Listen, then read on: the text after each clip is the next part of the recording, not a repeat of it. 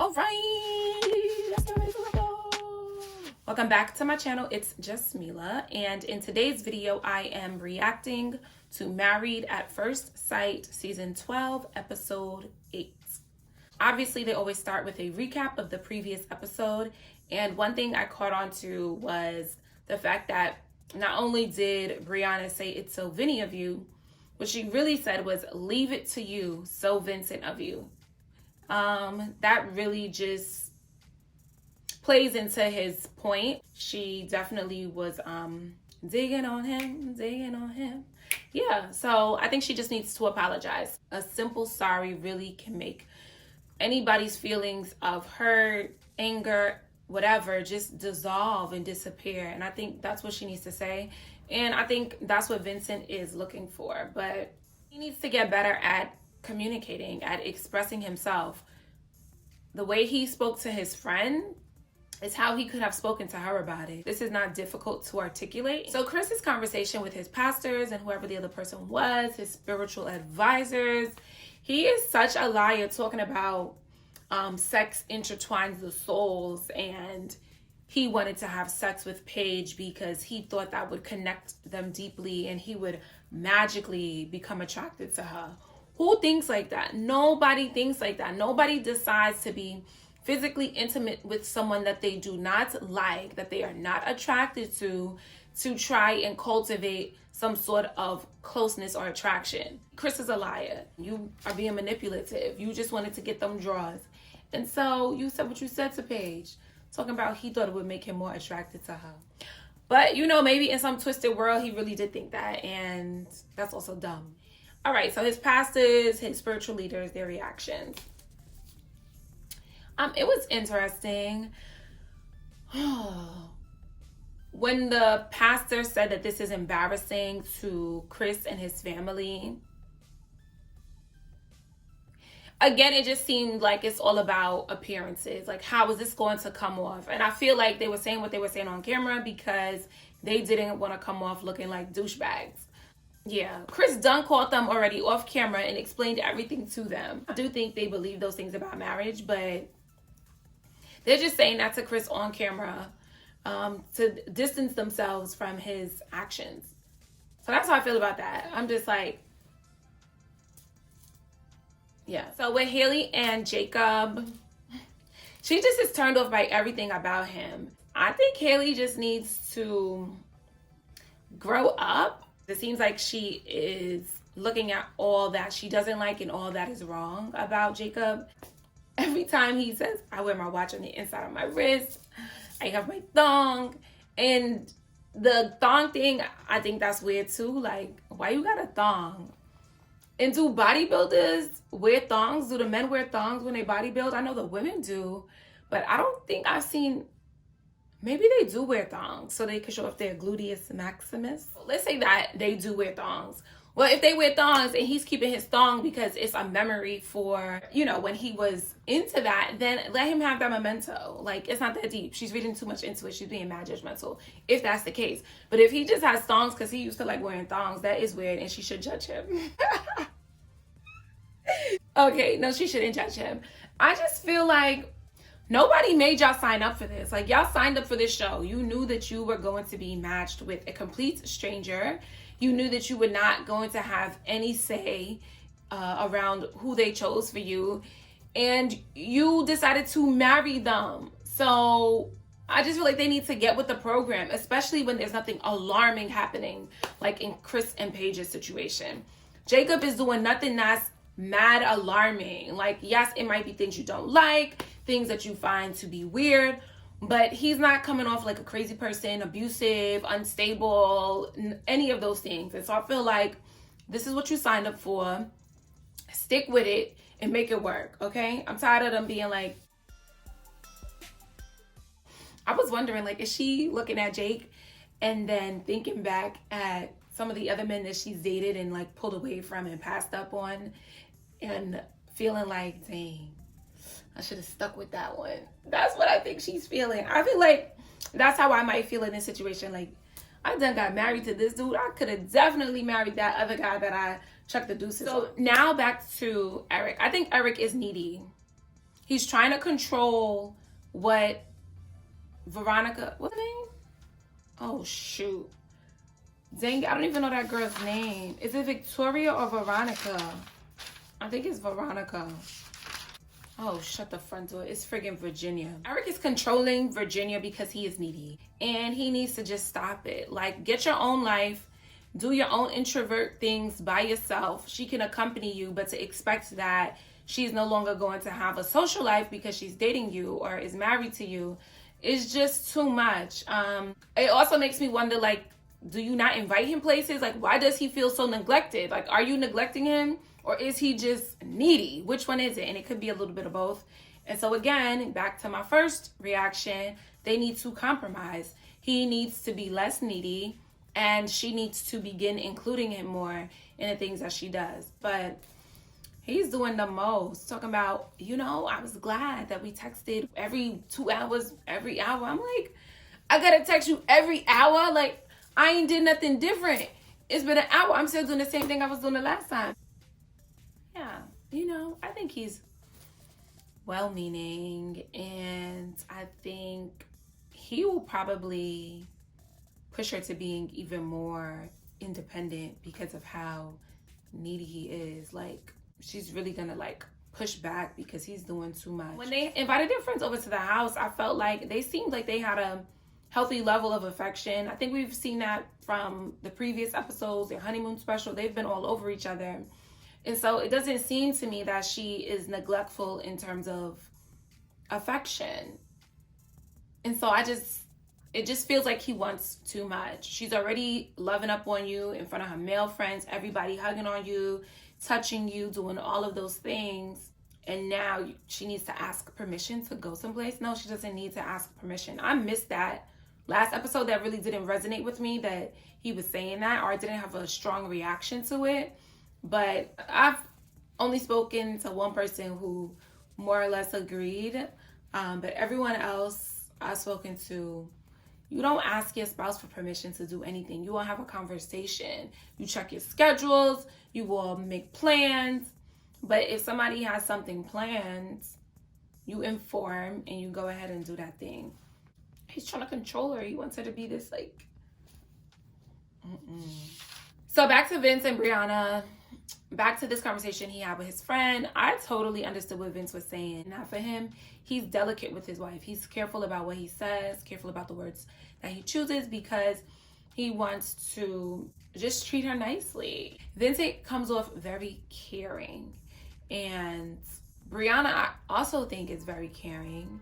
I think Vincent is just also sensitive. And so with that information, hopefully she will do things a little differently and not changing who she is, but just being mindful, like, oh, right, true, he's sensitive. Like, if I say something, that's really gonna hurt his feelings, and you don't want to hurt his feelings, so don't say those things, right? Another controlling one we have is Ryan. Ryan is also controlling. He needs to relinquish some of that control, and he's controlling in a different way from Eric. Ryan doesn't seem to be needy to me.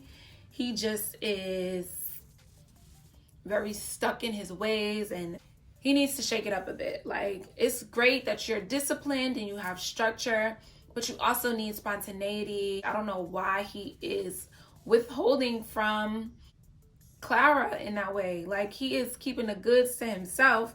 That's your wife. Y'all are doing other things. She's making it seem like y'all are doing stuff that in her mind is equally as meaningful as doing the official act. And so I could see why she's confused by this standard he has set, or this barrier that he has put up. Like, you're doing too much. You need to relax. You need to let it go, give it up, and move on. It's like when you put too much meaning into something, like you've like put it up on a pedestal and you've done too much. It's not that serious. Like, it's serious. Be intentional, be purposeful, but not like that. She's your wife already. Like, what are you waiting for? Chris calling Paige. I love when she was like, I'm busy. Yes, I'm doing things. Like, what do you want? What do you need from me? And I just am curious. What did Chris want to achieve in that meeting? Like, what was the point? What did you need to clear the air about? Why does Paige need to talk to your ex-fiance? Like, I don't know. I don't, somebody tell me, please comment and let me know why Chris did what he did.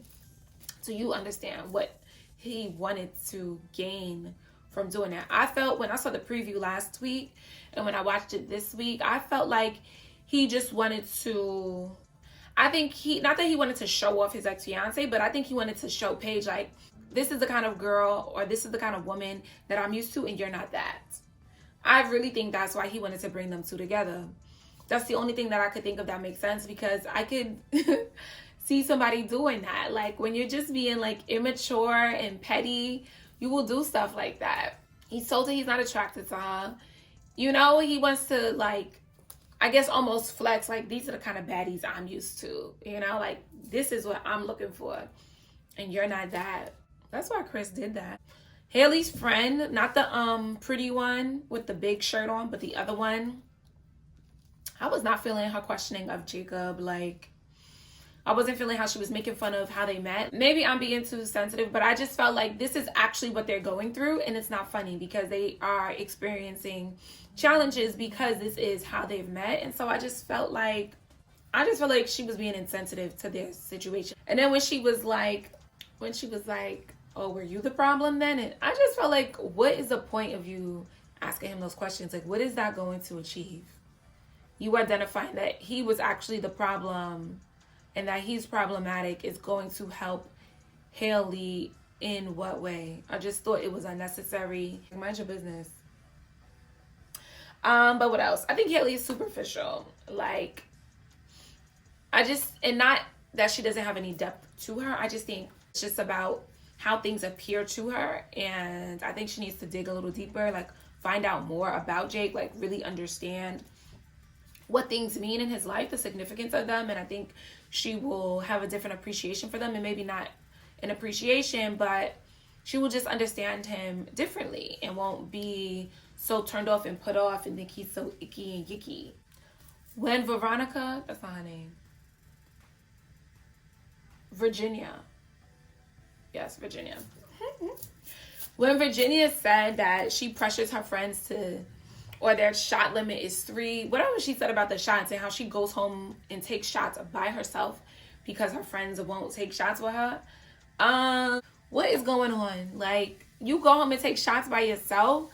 Who does that? Like, I definitely know people take shots by themselves at home, but not as a regular thing. Like, maybe you just had a really rough day and you really want to relax, and that's the only way that you know how to do it, so you just take a shot to kind of just calm yourself. But to say that is a habit that you go home and take shots by yourself to pass out, I think she needs to find or be introduced to other ways of coping with whatever she's dealing with, or to achieve whatever it is she's trying to achieve.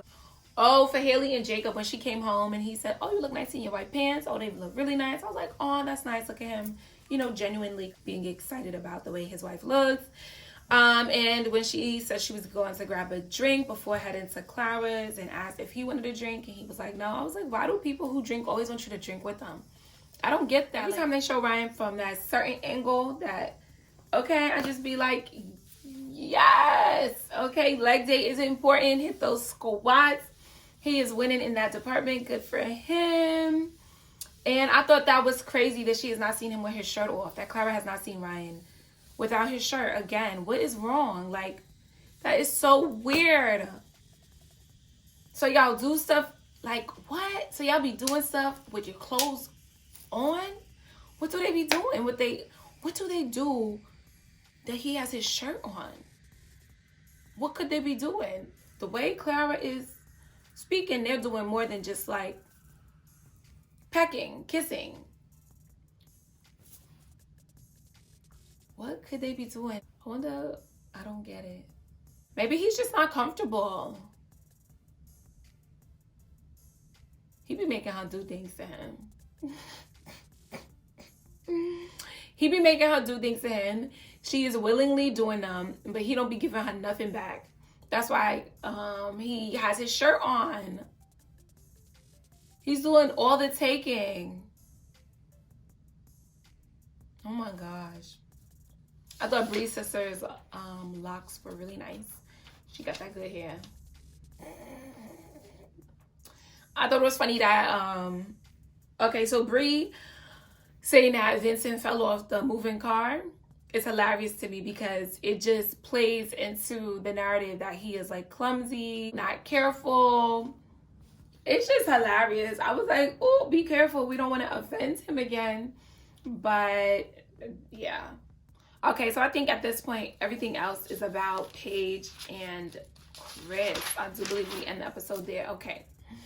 First of all, the way Chris walked in there and sat down on that couch, he didn't even greet her. I felt like that was cold. He's treating her like she did something to him, like she's the enemy. It was just nasty. And okay, so let me just be clear. I've watched a video that basically said that his ex-fiance is not pregnant. She's not the pregnant one.